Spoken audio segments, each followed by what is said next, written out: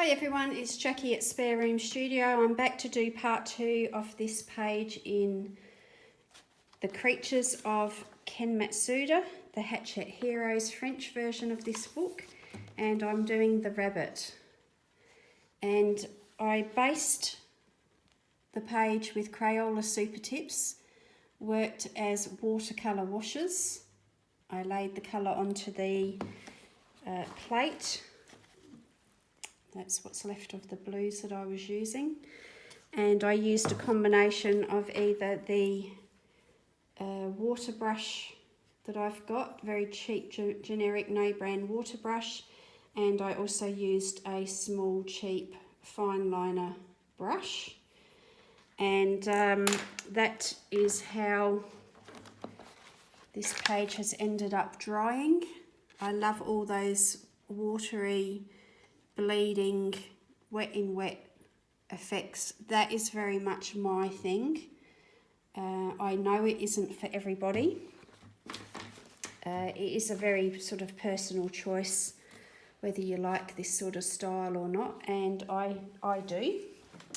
So what I thought I might do now is, I really like that background, and I'm going to try not to do very much to the background at all, but I would like to bring in some pencil onto the rabbit, and I'm thinking that because I've used the Crayola super tips, I'd like to also see how the Crayola pencils perform on this paper and make it sort of a truly budget page again. It's very crinkly.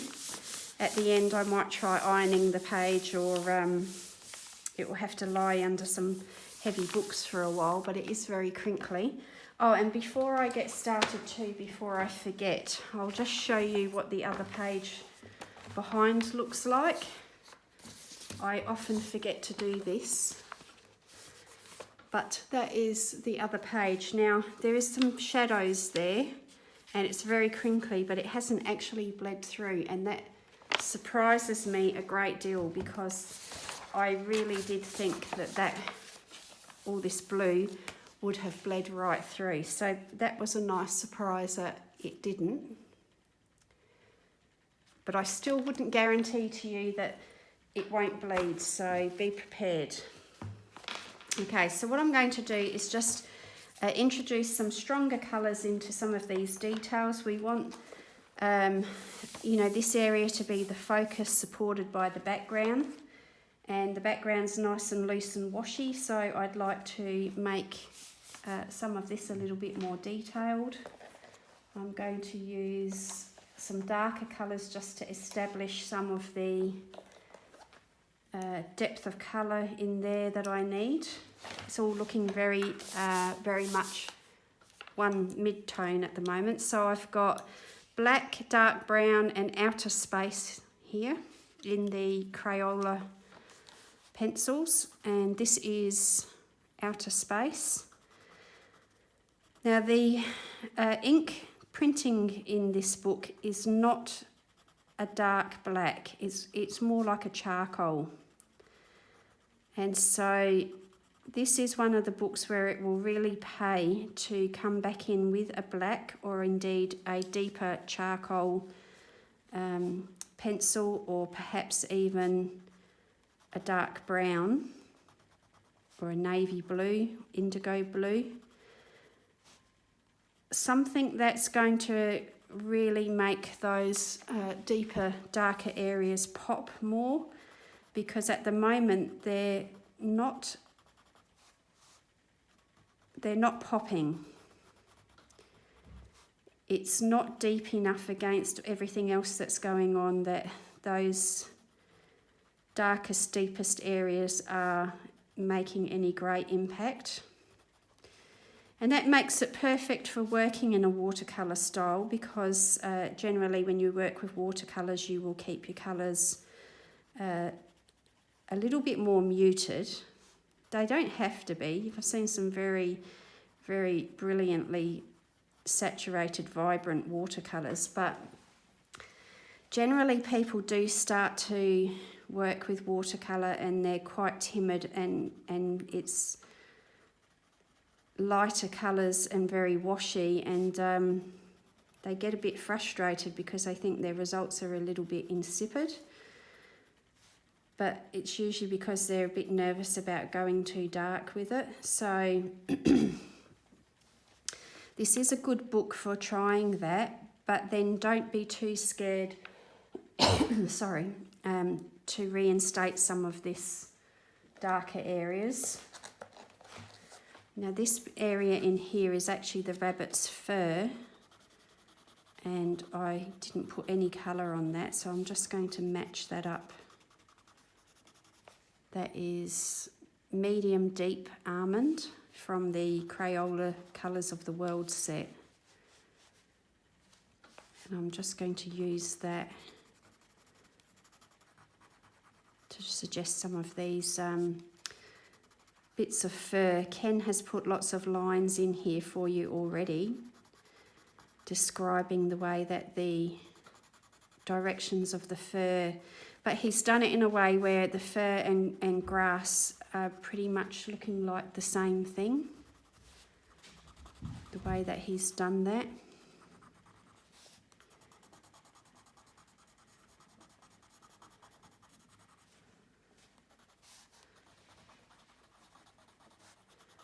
And another colour that might work nicely for this to bring in might be a very deep purple. The Crayola's pencil set doesn't have a huge range of deep purples, but I've got violet and Purple Mountains Majesty. It's a bit of a mouthful, isn't it? So I'm thinking underneath some of this foliage, a little bit of purple might actually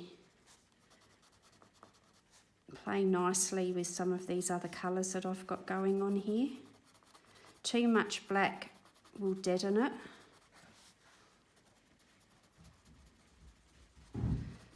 Now, it sounds to me like Hamish has woken up and might possibly have gone and got his bone.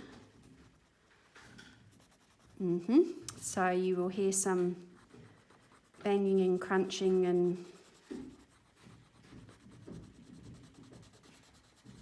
various noises. Yeah, that's what he's done. We have polished floorboards in our house for the most part of it, and the bit where he's lying is floorboards with a rug on it, but my goodness, does it make a lot of noise when he does these things.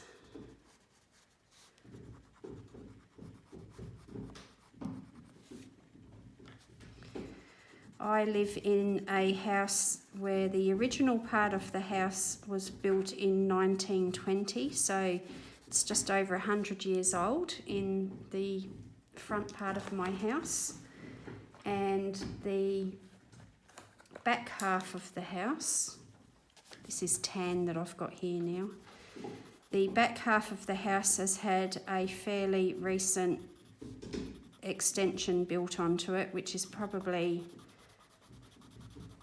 I don't know, maybe 20 years old max. We've lived here for about 6 years.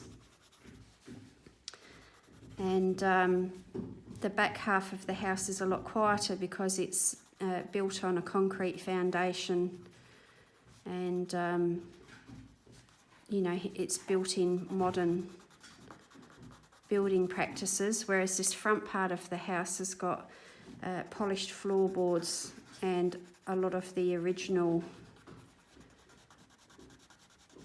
building remains. It has been really well looked after and maintained, and fortunately people that, well, there's only been 2 families other than us live here, I think. They've maintained the integrity of most of the house. The original fittings and so on have been kept where they could. And then the extension at the back is much more modern, but it's sort of been done sympathetically to blend in nicely with the front of the house. So we've been pretty fortunate that in the time that we've lived here so far, we haven't had to do anything because the hard work has been done for us. And it's been done well enough that we don't feel like we need to change an awful lot. So it's been really nice to live in a house that you don't have to, you don't have to renovate. My husband and I built our first home, so we had that from new, but it also meant that we had to establish gardens and, do all of the flooring and the curtains and furnishings and that sort of thing. And then we moved to another house that was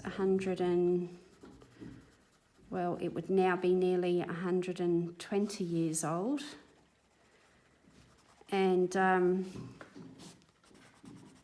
that had some not so nice things done to it over the years, which we did a little bit of work to make it ours and replace some of the character that had been removed over the years, and try to tidy it up sympathetically to its age and its style. That was a hard house to live in. It had so much character, but it was a hard house to live in because it was cold.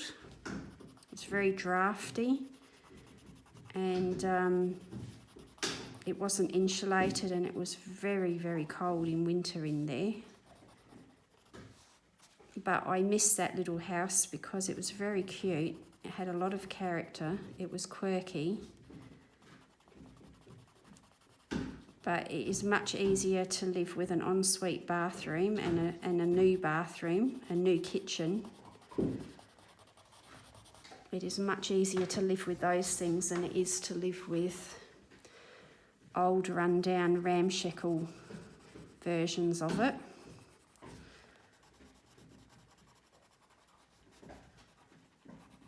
So it's a double-edged sword when you buy an old house. If you're like me and you love character, that's what draws you to an old house. You love the old fittings and the old character and the stories that the house could tell. I love that about old houses. But the very same things can be not easy houses to live in for comfort. So hopefully you can see here that where I'm using, this is outer space, it's not quite black. Where I'm using this, it's really making that eye stand out, and the details of the eye stand out a lot more. So I always feel like whether it's a person or an animal, that the eyes are really sort of the window to the soul. And if you can make a real statement with the eyes and draw people in with them, it sets up the rest of the picture really well. And I'm going to just start introducing some greens to work with these leaves. And I'm just really following the line work and the hatching and so on, and the markings that Ken has drawn in there, and I'm just following those. I'm not reinventing the wheel, I'm just following his lead and putting the colour, the darkest darks into those hatched areas, and then we're going to need to reinstate a few lighter areas probably, but I'm just really following his lead here with where he's done the most hatching, most details.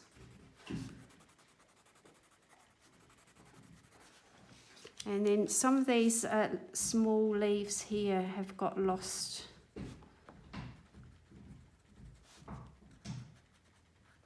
And they won't be features because the background is so busy the way that I've done it that they're not going to be features, but I just want to reinstate some of those little details so that when you look closely enough at this picture, you will see that.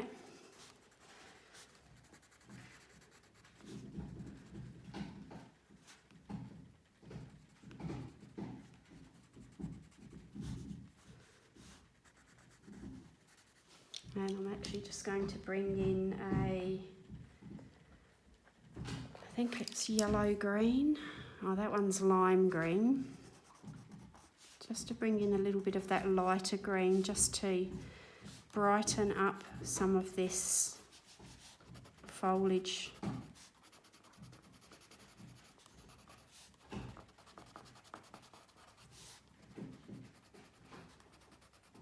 I'm using a medium to firm pressure there on that. These Crayola pencils are very hard. Now this little area in here behind the ear where I've brought the colour up, this is indigo. And what I like about the Crayolas is that you can get quite a firm, sorry, not firm, quite a sharp tip on them because they're a hard pencil. You can sharpen them into quite a long sharp point, and most of the time they won't break. It depends on the pencil. I've had a few that mustn't be centered and they keep breaking and so on, but for the price of the set of pencils you can't really complain about the odd few that do that. But I'm just using this to come up and darken some of those little areas that I missed.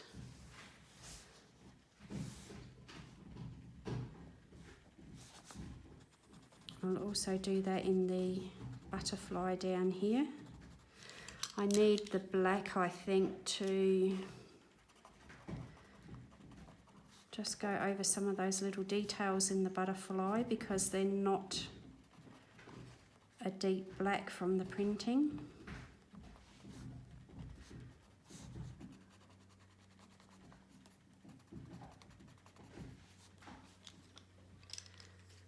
And hopefully that is starting to come alive a little bit on the camera there now.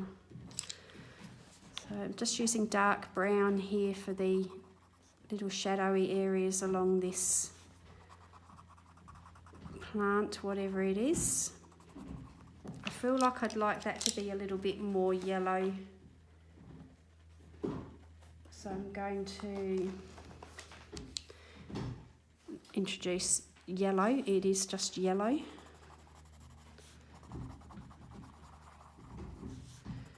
Because it was all looking a little bit dull and flat there. I don't think it needs too much yellow, but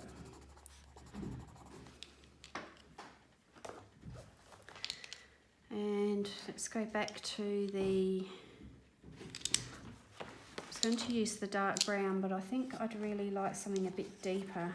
This one is Deepest Almond from the Colours of the World set. And I'm just going to go over some of this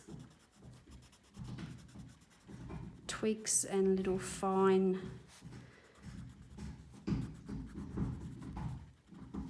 I'm really sorry if Hamish is loud on the camera.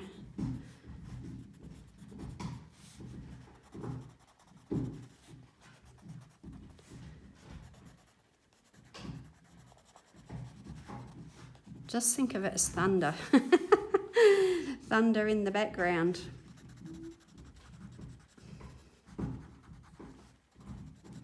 It doesn't seem to matter what time of the day that I try to do some recording.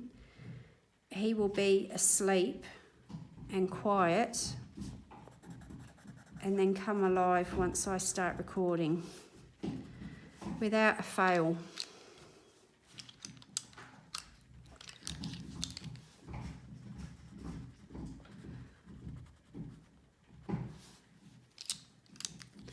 So just with those few colours now that I've brought out there, I don't want to introduce too many more, but I just want to tidy up some of the areas that I missed with the super tip base, and you know, deepen and darken some areas, bring back some of those sort of details that were lacking.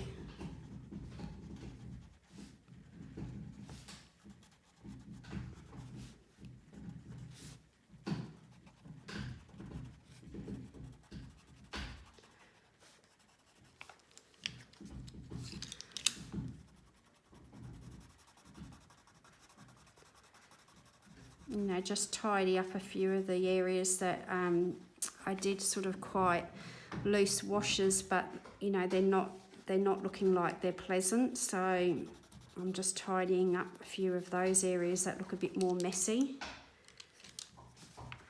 You know, loose and abstract can descend into messy really easily.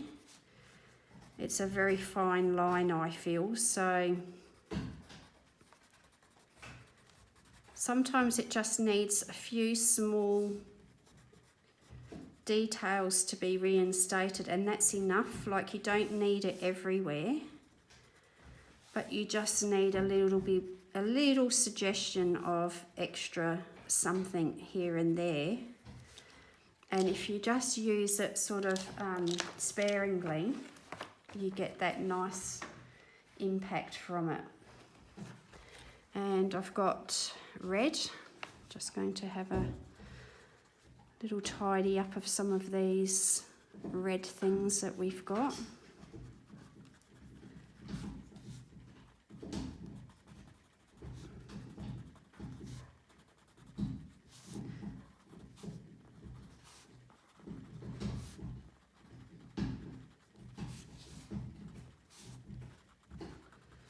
And maybe a touch of the white paint pen will help reinstate some highlights into the right areas. So now I can see where in here I need to tidy up a little bit of the background.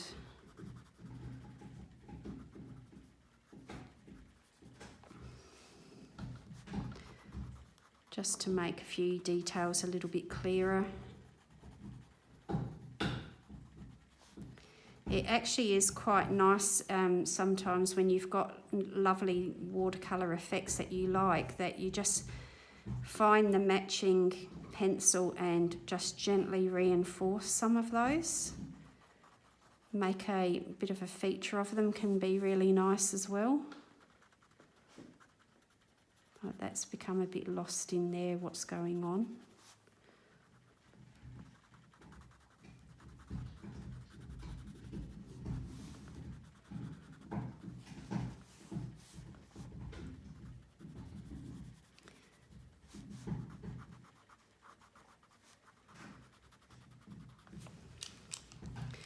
So I know some of you might be thinking I should have maybe locked the dog outside while I was doing this or something, but the weather isn't very nice out there today, and I actually do think it would be detrimental to do that to him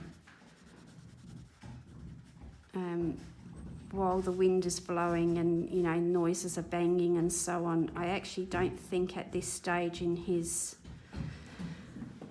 little journey with us that would actually be very helpful. I've actually made contact with a trainer, and I'm going to, well, she can't come until the 1st of August, but we are going to engage her to come and assess Hamish for us and give us her thoughts on how to progress with him, because she's a dog behaviourist and works with traumatised anxious and nervous dogs and so on. So I think it will be helpful for my husband and I to learn as much as we can from her about the best way to proceed, because sometimes you think you're doing the right thing for the dog, but we may in fact be hindering or slowing progress. So I think it will be really valuable and helpful to get that guidance.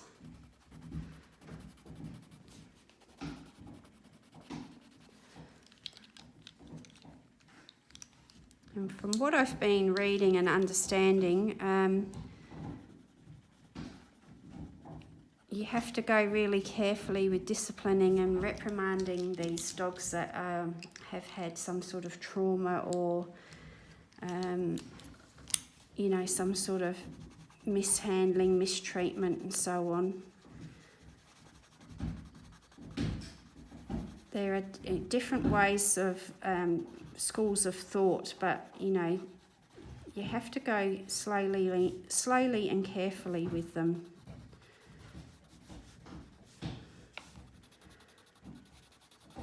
That's generally the message that I seem to be getting from most things that I've been reading and watching, is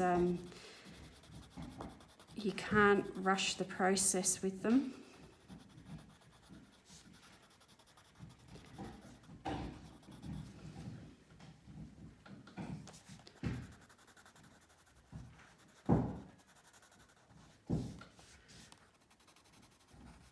This little bit here to me looks quite disconnected. It's not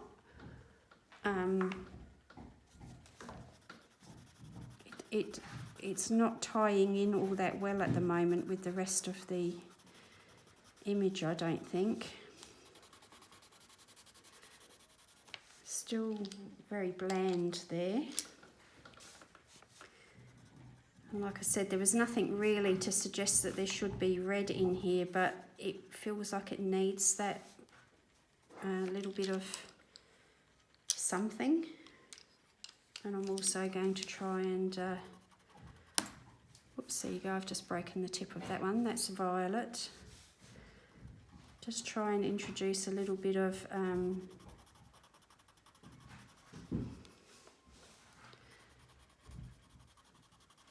variety here, a bit of different depth of tone, I think.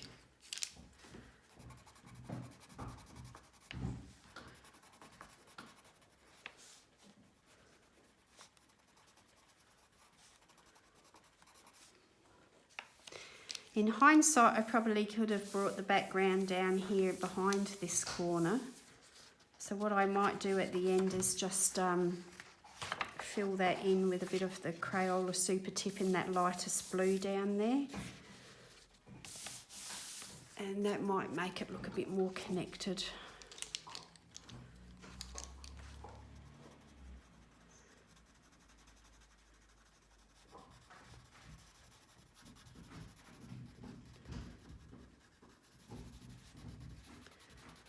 So as with all my pages, the completed page will be posted on Instagram. This is a buddy colour with my friend Sue at Sue C Colouring on Instagram. And so when we've both completed the pages, we will share them with each other first, and then I will share them onto social media. And of course my finished pages all appear in the completed pages video for each month. I've actually managed to get some long time whips finished this week, and like I've got a few of these pages completed reasonably quick as well. So I think this might be about an hour and a half or so that I've spent on this. This is half an hour on this particular video, and I think maybe the other video is about an hour. I can't remember off the top of my head.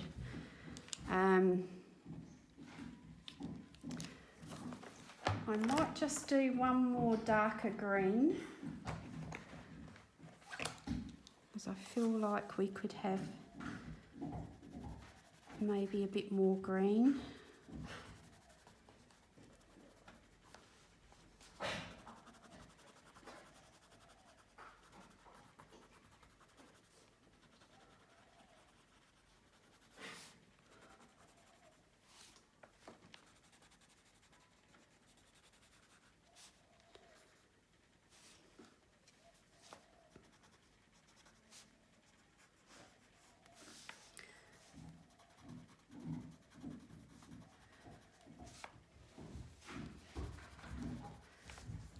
So I'm pretty happy now that I think the rabbit's coming along quite well.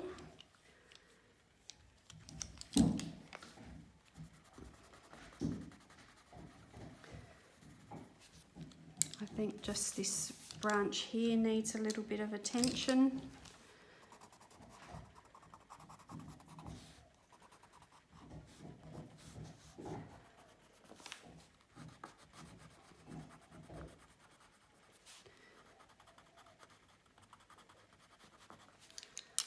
Seems a little bit disjointed still, so we'll bring a little bit of that tan back in. That's the colour of the rabbit, but I think it works for that as well.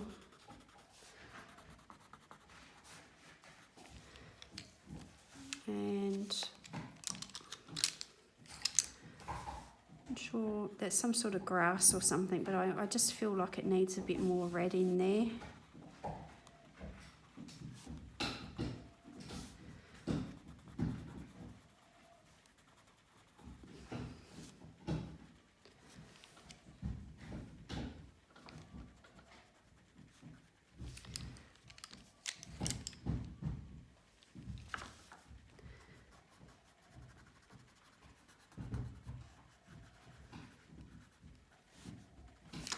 And then what I'm going to do is a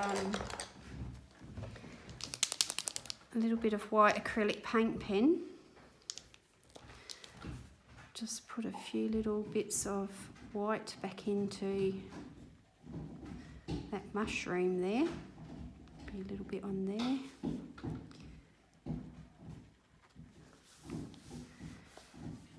And I always like to freshen up the highlights in the eyes there with the white.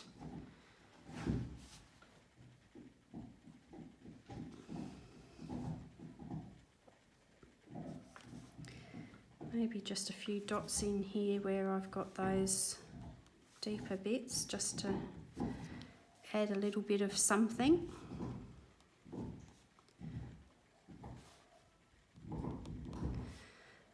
And I'm not sure if I remember this right, or whether it's just something that I've come across and then, took it as gospel. But I think when in design practices that things in 3 are usually much more visually appealing than 2 or, even numbers. So odd numbers of things. So like 3 dots looks better than if you put 4 dots or 2. So I'm not sure if that's just something I've made up or where I've heard that from, but I tend to try and remember to do that. Odd numbers when you're putting your dots on things.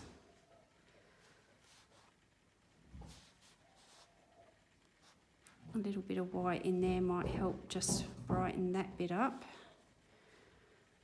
Same in here.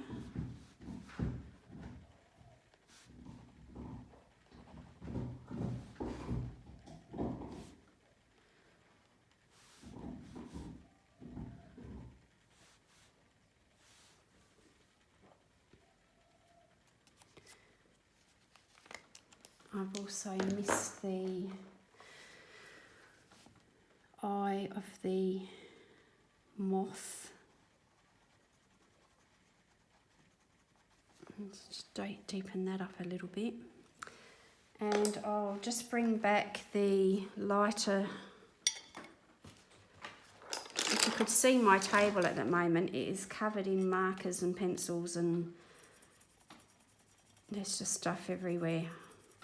I'm going to have to get that put away before Evie arrives tomorrow.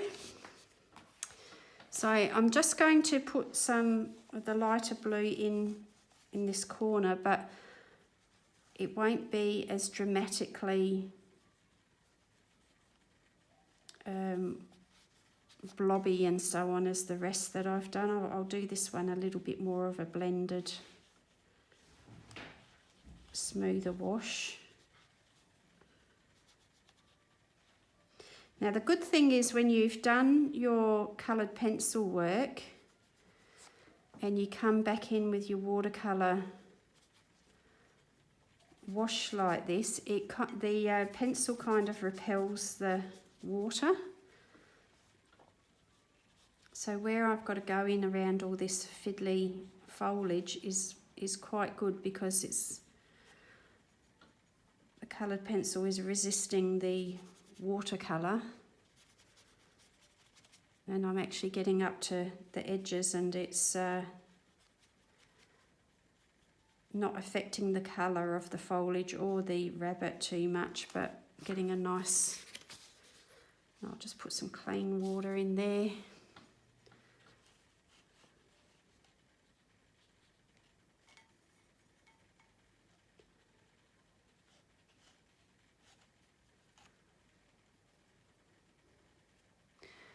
And I can't resist, I just do a little bit, tiny bit of variation.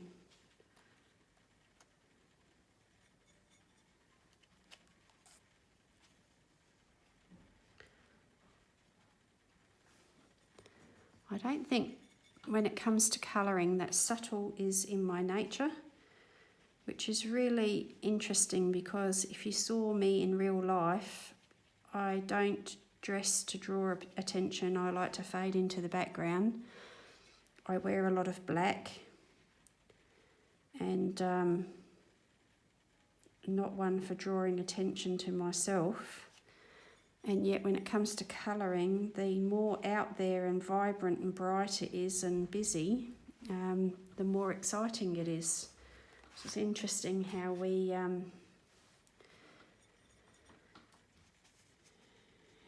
do these things.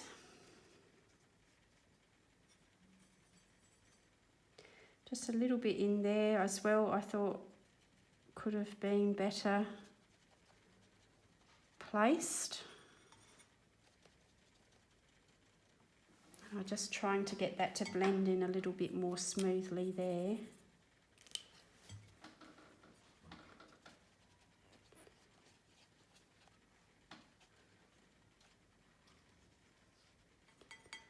Right, I'm a little bit concerned. It sounds like somebody's decided to go investigating in Evie's room. It's okay, he doesn't have any toys in his mouth, so that's good. Okay, so I'm pretty much satisfied with this. There might be a little bit of tweaking to do, but it'll be very little. This is pretty much how it's going to end up. It will just be tidying up some small details if I do anything else. So just be careful with this because it is quite wet still, and I'm sorry I just knocked the camera. So you can see there in that corner where I'm moving the book, I can manipulate that colour a little bit.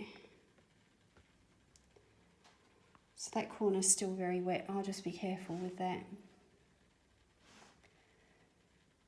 So that's how things are looking.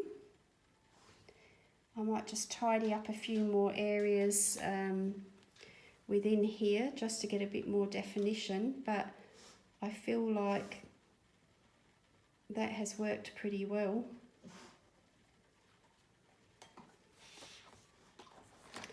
And it hasn't taken, sorry, that's Hamish knocking the tripod there.